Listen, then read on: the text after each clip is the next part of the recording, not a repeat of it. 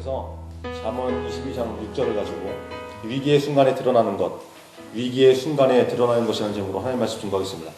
여러분 세 살 버릇 여든 간다는 속담 다 아시죠? 한번 몸에 밴 습관이 또 버릇이 오래 간다는 그런 의미의 얘기입니다.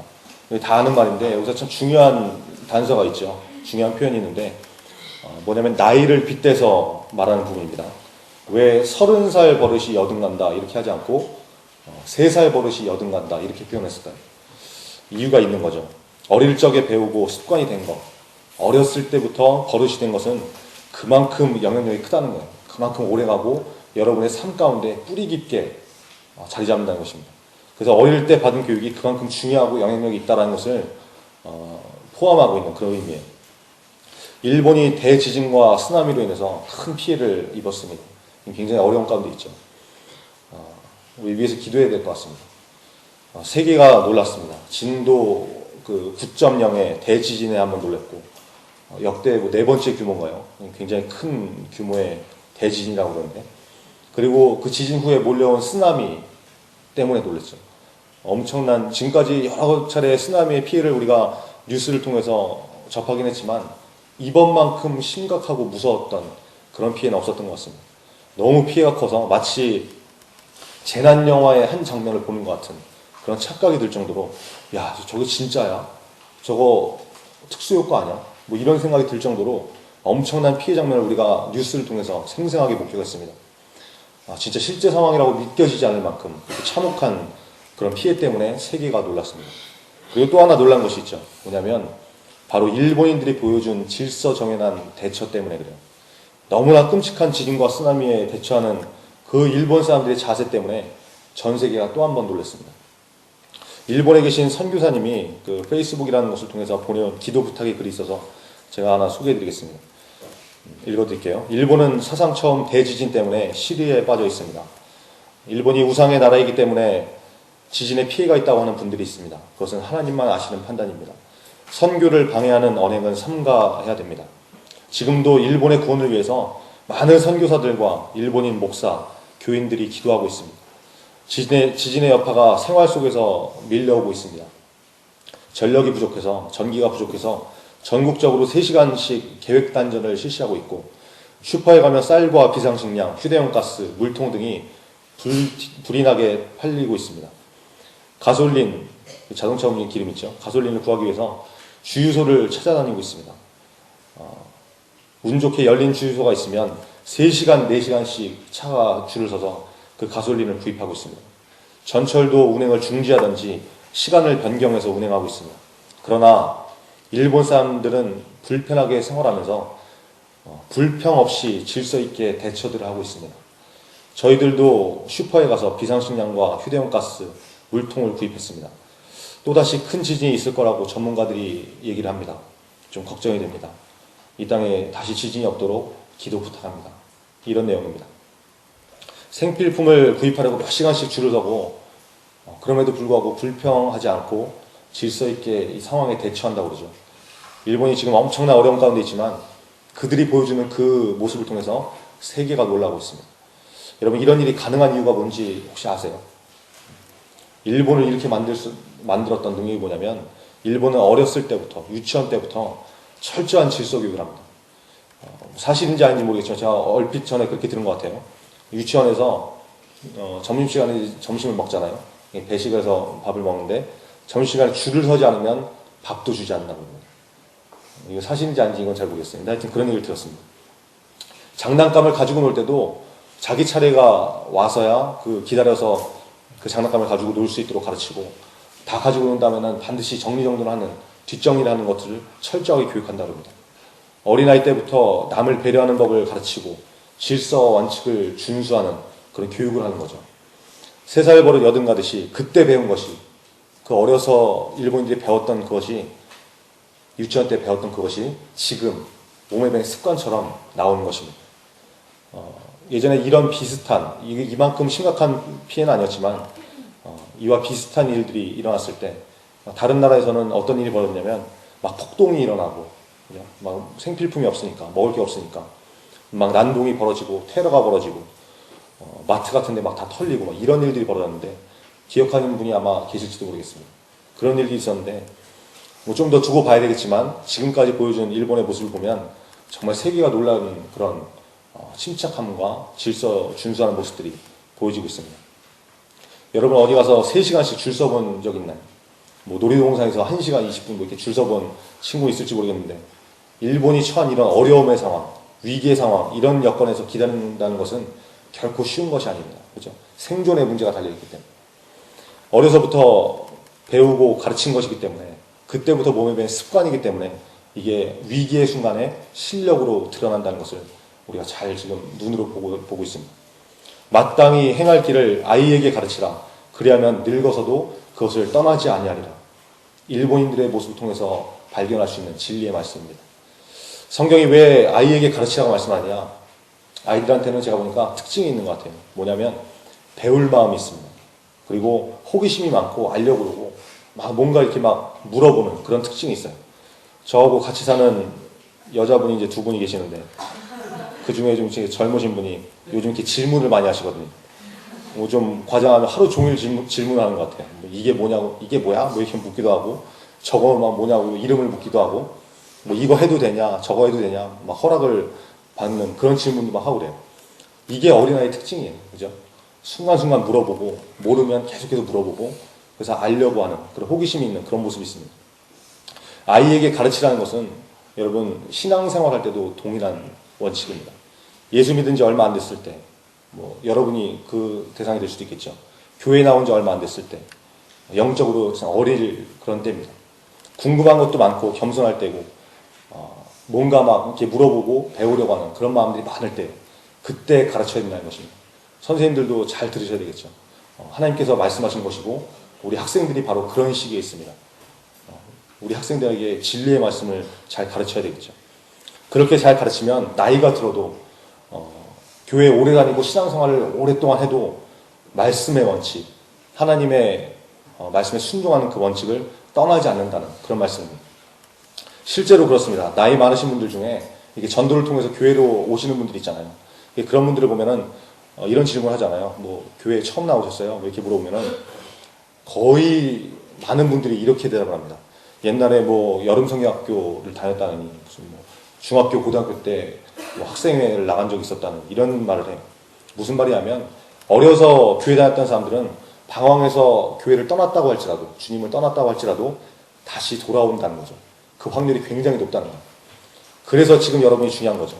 여러분들은 그런 일이 있으면 절대로 안 되겠지만 혹시 이게 맛이 가가지고 중간에 교회를 떠난다고 해도 다시 그죠? 돌아온다고. 근데 지금부터 제대로 예배 안 드리고 말씀 듣지 않고 이러면은 맛이 가서 이제 벌써부터 맛이 가 있으면 나중에 돌아올 확률이 굉장히 없는 거죠. 그러니까 지금이 굉장히 중요하다는 거 여러분 기억하셔야 돼요. 모든 배움의 기회도 마찬가지겠지만 특별히 여러분 교회에서의 배움 기회가 있을 때 열심히 배우시기 바랍니다. 설교를 통해서도 배우시고 예배 끝난 다음에 여러분을 위해서 일주일 동안 말씀 준비해가지고 성경을 가르쳐주시는 분박 공부 시간 통해서 선생님들한테 많이 배우시고 뭐 또 토요일날 리더 모임 참여하는 분들은 그 시간에 최선을 다해서 배우기 바랍니다. 그리고 배울 때 가급적이면 바른 자세로 배우세요. 바른 자세로. 좋은 자세를 가지고 배우는 게 좋습니다. 어제 리더 모임을 하면서 제가 1시간짜리 영상을 하나 이렇게 학생들한테 보여줬거든요.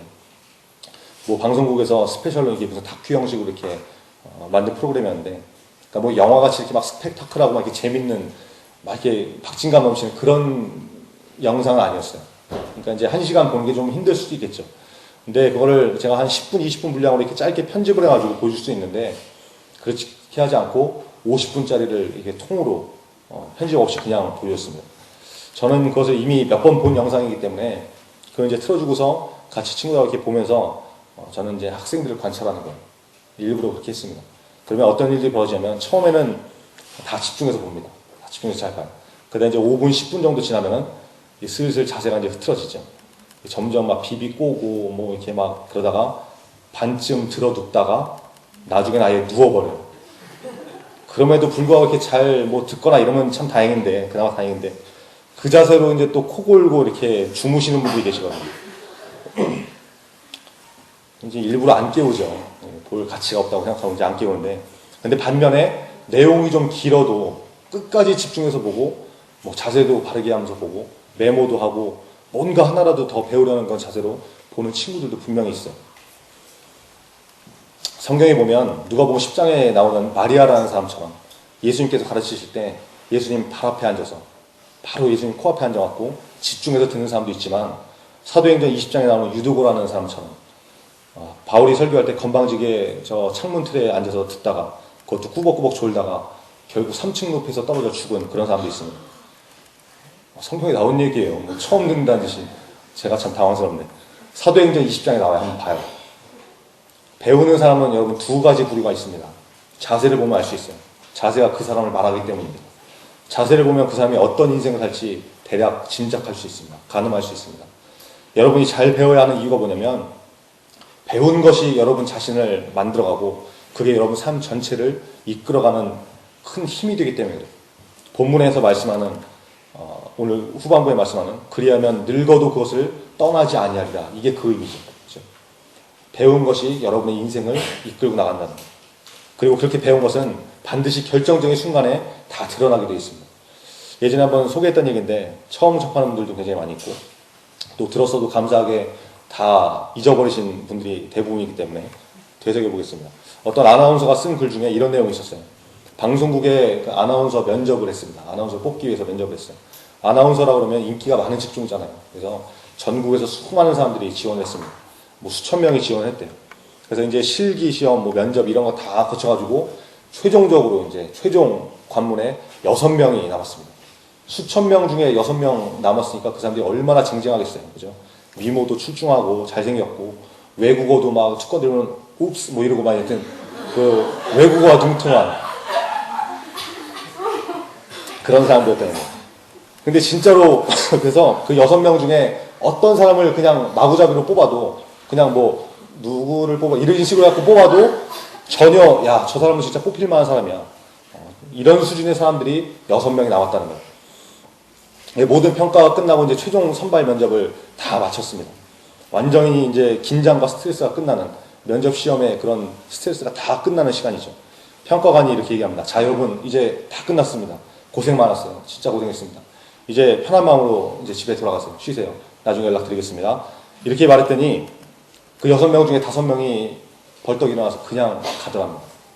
인사도 안 하고 앉았던 의자를 제자리에 다시 넣지도 않고 뒷정리 같은 거 하지도 않고 그냥 허둥지둥 일어나서 그 자리를 막 빠져나가더라고요. 근데 딱 한 명만 의자를 딱 집어넣고 공손하게 인사하면서 면접관님 굉장히 고생 많으셨습니다. 수고하세요 이렇게 하고 나갔다는 거예요. 그게 별거 아닌 것 같지만 이 면접관들한테 굉장히 큰 인상을 줬다고 합니다. 예의 있어 보이고 기본이 돼 보이고 참 매너 있어 보이는 그런 모습을 보여줬다. 나중에 여러분이 면접을 봐보면 알겠지만 그 순간에 정말 그 자기 입사에 그러니까 지원한 거에 합격이 가늠되는 순간이기 때문에 굉장히 긴장이 되거든요. 극도의 긴장이 흐릅니다. 사람이 긴장하면 어때요? 막 이렇게 실수를 하게 되잖아요. 긴장하면 그죠? 안 하던 실수를 하게 되고 하여튼 그래서 그 긴장된 순간에는 어떤 행동이 나오냐? 평소에 자기 몸에 밴 습관들이 나오게 돼 있어요. 그러니까 그 여자분은 그 마지막으로 의자 정리하고 인사하고 나갔던 그분은 그게 평소 행동이었다는 거죠. 몸에 배어있던. 마치 일본 사람들이 그 난리통에서도 차분하게 이 지진에 대처하고 줄 서고 그랬던 것처럼 평소에 몸에 밴 습관이고 행동이었기 때문에 그렇게 나올 수 있었다는 거예요. 나중에 보니까 누가 합격됐냐? 그 여자가 합격됐더라는 거예요. 물론 마지막에 인사 한 번 더 하고 의자 집어넣고 뭐 그것 때문에 합격이 됐다 이렇게 말할 수는 없겠지만 그 행동이 큰 영향을 미친 것 같다. 큰 영향을 발휘한 것 같다. 이런 얘기였습니다. 자기도 모르게 평소의 습관이 나타나는 거죠. 또 하나 이런 얘기를 하던데요. 같은 의미의 얘기인데 방송에 나오는 사람들은 옷을 대부분 협찬을 받잖아요. 그죠? 유명 브랜드 이런 데서 옷을 빌려준다.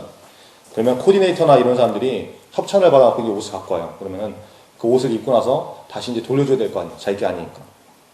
근데 옷을 벗을 때 이렇게 위에서부터 이렇게 제대로 벗는 사람이 있는가 하면은 밑에서부터 이렇게 뒤집어 까서 허물 벗듯이 벗는 사람이 있죠.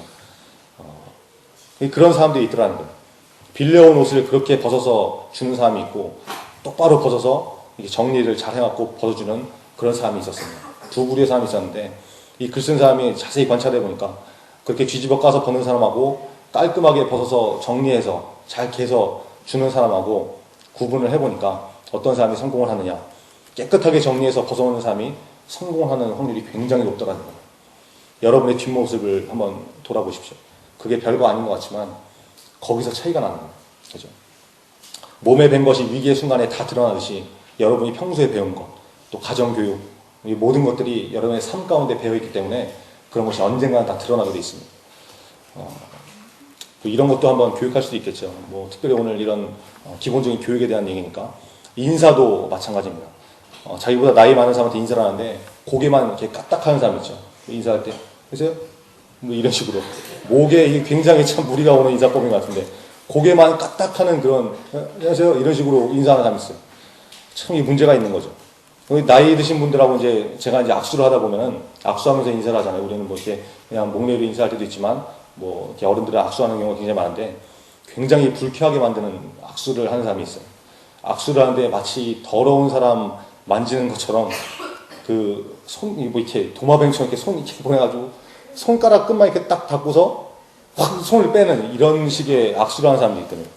참 인사하다 보면 그런 악수를 하면 참 기분이 나쁜데 이 인사의 기본이 안 된 거죠.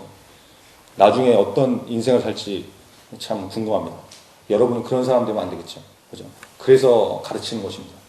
선생님들이 그래서 여러분한테 예의에 대해서 가르치고 기본에 대해서 가르치고 강조하는 거예요. 어린아이들한테 인사할 때 유치부들 어떻게 가르칩니까? 배꼽 인사라고 그러죠. 그죠? 배꼽에 손을 올리고 뭐 거의 90도로 이렇게 인사하는 거 가르치잖아요.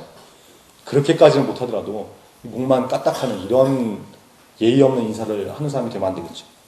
여러분 잘 배워야 그것이 여러분의 모습을 통해서 드러나게 됩니다. 나옵니다. 특별히 여러분은 배우는 입장에 있는 사람들이기 때문에 잘 배우시기 바랍니다. 뭐 인사 잘해라, 뒷정리 잘해라, 설교 잘 들어라 뭐 이런 말 한다고 잔소리로 여기지 마시고 마음에 새기고 한번 잘 배워보세요. 그러면 그것이 여러분의 삶에 나타나고 결정적인 순간에 위기의 순간에 여러분의 실력으로 드러나게 될 것입니다. 요한복음 14장 26절에 보혜사 곧 아버지께서 내 이름으로 보내실 성령 그가 너에게 모든 것을 가르치시고 내가 너에게 말한 모든 것을 생각나게 하시리라. 예수님께서 하신 말씀인데 여러분 교회에서 배우는 하나님의 말씀 성경이 여러분을 변화시킵니다. 그죠? 성령님께서 여러분에게 가르치신 그 말씀이 여러분의 인생을 바꿉니다. 그래서 평소의 모습에 그 삶이 나타나게 되어 있습니다. 그리고 그 모습은 반드시 위기의 순간에 다 드러나게 되어 있습니다. 여러분 말씀을 잘 배우셔야 됩니다. 잘 들으셔야 됩니다. 분반 공부 시간에 선생님들이 가르쳐주신 것들을 잘 배우셔야 됩니다. 그리고 바른 자세로 가능하면 최선을 다해서 배우시기 바랍니다. 인사도 바르게 하시고 자기가 머물렀던 곳에 떠날 때는 뒷정리도 깔끔하게 할 줄 알고 그게 습관이 되면 나중에 그 인터뷰에서 면접할 때 그 행동을 보였던 그 아나운서처럼 그렇게 자연스럽게 여러분 삶 가운데 나오게 될 것입니다. 하나님의 말씀을 지금 철저하게 배우시고 예배도 열심히 들으시고 그래서 믿음이 생활이 되고 몸에 배게 되기 바랍니다. 그때 여러분의 삶 가운데 하나님께서 인도하시는 그 인도의 역사가 나타나게 될 것입니다. 잠깐 묵상하면서 기도하죠. 우리 말씀을 좀 기억하면서 잘 배우는 인생이 되게 해달라고 또 바른 자세로 배울 줄 아는 그런 자가 되게 해달라고 그래서 어떤 상황이 닥쳐와도 믿음으로 대처하는 그런 삶을 살게 해달라고 우리 다 같이 묵상하면서 기도하겠습니다. 하나님 아버지 그들을 긍휼히 여기시고 그들 가운데 보이시는 모든 것들 통하여서 아버지 회복될 수 있도록 역사하옵소서. 우리 청소년들이 말씀을 경험하게 하시고 이번 한 주간 주님의 말을 잘 배우고 또한 배운 것을 삶 가운데 나타내는 귀한 능력의 삶을 살 수 있도록 축복하여 주옵소서. 하나님 우리 청소년들이 날마다 깨어 기도할 수 있게 하시고 배움의 삶을 살 수 있도록 주님 역사해 주옵소서. 하나님 붙잡아 주옵소서. 내가 힘써 너희로 하여금 나의 떠난 후에라도 필요할 때 이런 것을 생각나게 하려 하노라. 베드로후서 1장 15절 말씀입니다. 하나님 저와 우리 선생님들이 베드로 사도의 이 마음을 품고 우리 청소년들을 가르치게 하여 주옵소서. 그리고 우리 청소년들은 바른 자세로 착한 마음으로 잘 듣고 배울 수 있도록 도와주옵소서. 일본이 큰 재난으로 인해 신음하고 있습니다. 그럼에도 불구하고 참으로 놀라운 모습으로 질서를 지키고 그 어려움을 극복해 나가는 모습을 봅니다. 일본을 위해 기도하게 하시고 또 좋은 모습을 배우게 하셔서 이 모든 것을 통해 우리의 성장을 이루게 하여 주시옵소서. 영적으로 아이와 같은 배움의 시기에 있습니다. 지혜와 명철을 더하여 주시고 그래서 학교 공부에도 잘 배우고 두각을 나타내고 교회에서도 하나님의 말씀을 철저하게 배워서 그대로 살 수 있는 우리 모든 청소년들 될 수 있도록 축복하여 주시옵소서. 예수님의 이름으로 기도합니다. 아멘.